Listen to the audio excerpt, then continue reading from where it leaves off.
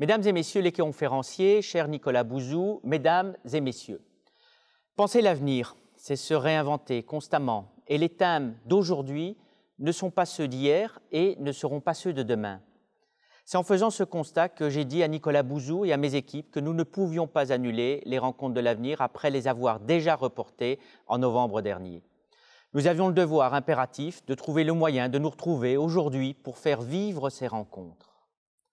C'est donc sous une nouvelle forme que nous nous retrouvons avec l'espoir que cette première soit aussi une dernière.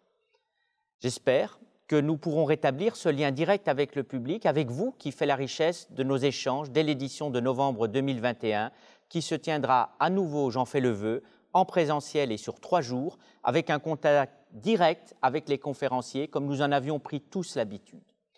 Cela fait en effet désormais 3 ans que nous avons ouvert notre grand cycle de conférences. 3 ans depuis ce 29 janvier 2018, si mémorable, au cours duquel nous avions accueilli Jean-Noël Jeanneney, qui était venu nous parler de Clémenceau. Depuis, nous avons fait vivre les rencontres de l'avenir avec de grands noms de la pensée contemporaine. Ensemble, nous avons parlé d'opinion publique, de démocratie, de confiance, de science, d'individualisme, de recomposition du paysage politique, de fin de vie. Nous avons parlé de l'écologie au travail, de l'Europe à l'art, des banlieues à la vérité, de la liberté à la question de l'avenir de l'humanité. Ensemble, nous avons aussi reçu tant de grandes personnalités. Je pense bien sûr à Dominique Schnapper, Roger-Paul Droit ou encore Monique Atlan, à Bernard Werber, Franck Tilliez, Étienne Klein, Pascal Perrineau ou Raphaël Enthoven. Je pense aussi à Jean Leonetti, Dominique Volton, Éric Orsena, Gaspard Koenig ou Cynthia Fleury. Et évidemment, à Julia de Funès, Clara Guémard, Pierre Gattaz, Moussa Mara, Guy Verhofstadt ou Luc Ferry, qui nous fait le plaisir et l'honneur de revenir conclure cette journée. Tous ces grands noms ont marqué les rencontres de l'avenir, placées sous l'égide de leur si dynamique et talentueux président Nicolas Bouzou. Nous avons voulu traiter plus particulièrement dans cette édition aujourd'hui d'économie, car nous devons nous interroger sur la façon dont celle-ci sera impactée par la pandémie, qui touche le monde tant sur un plan sanitaire que sur celui des échanges. C'est la découverte des conséquences très concrètes de la délocalisation systématique de notre production que nous tous, les Français et les responsables politiques et économiques, ont compris que nous étions alors devenus si dépendants. C'est à cette lumière de la pénurie des masques qu'il y a 1 an que les acteurs publics, industriels et économiques ont commencé à repenser le modèle mondialisé de nos sociétés occidentales. C'est pour cela que l'intervention du ministre de l'Économie et des Finances, Bruno Le Maire, en ouverture de notre rendez-vous, présentera un intérêt majeur. C'est sur ces sujets que la vision de Pierre Bentata, Emmanuel Combe et Natacha Valla sur l'avenir de l'économie française, dans le contexte actuel, prendront tout leur sens. Qu'est-ce qui doit changer? Peut-on changer? Et jusqu'où?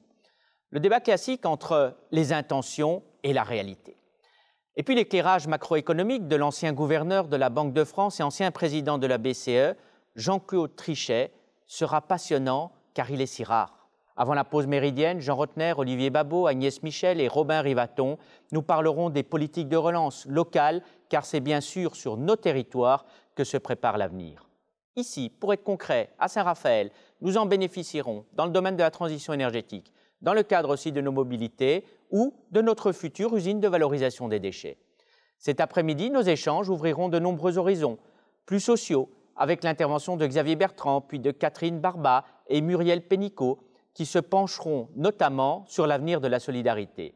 Puis arrivera le temps de la conclusion, que je pressens passionnante, avec mon ami Luc Ferry, autour de la vision du triptyque atypique écologie, capitalisme, croissance.